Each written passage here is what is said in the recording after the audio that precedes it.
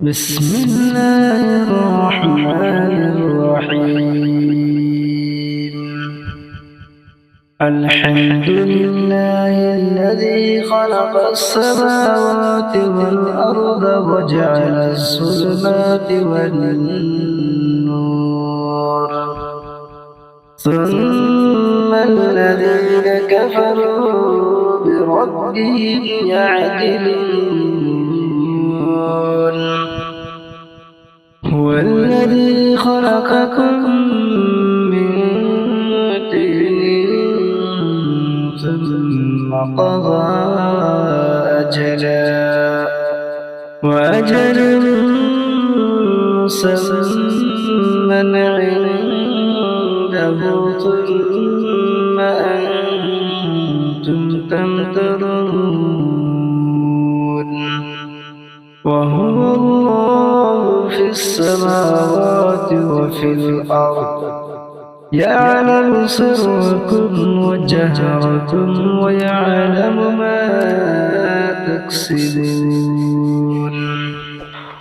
मुहतरम नाजरीन, जो शख्स सूरह अनआम की इब्तिदाई 3 आयात पढ़ेगा तो उसके लिए 40 फरिश्ते मुकर्रर किए जाएंगे। वह 40 फरिश्ते क़यामत तक इबादत करेंगे। सारा सवाब पढ़ने वाले के अमाल में लिखा जाएगा। सुबहान अल्लाह।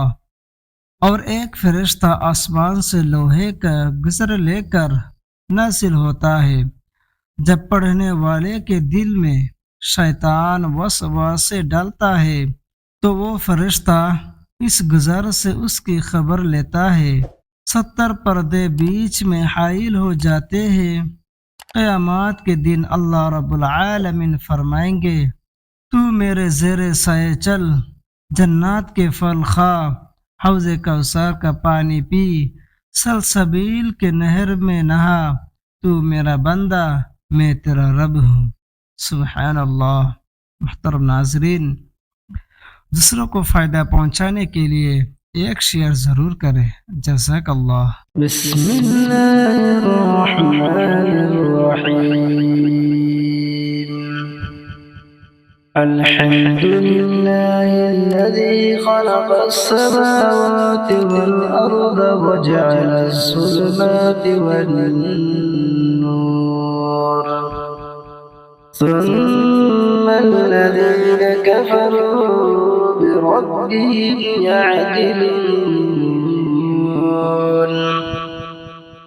هو الذي خلقكم من طين ثم قضى أجلا، وأجل مسمى عنده، ثم أنتم تمترون. وهو الله في السماوات وفي الأرض، يعلم سركم وجهركم ويعلم ما تكسبون.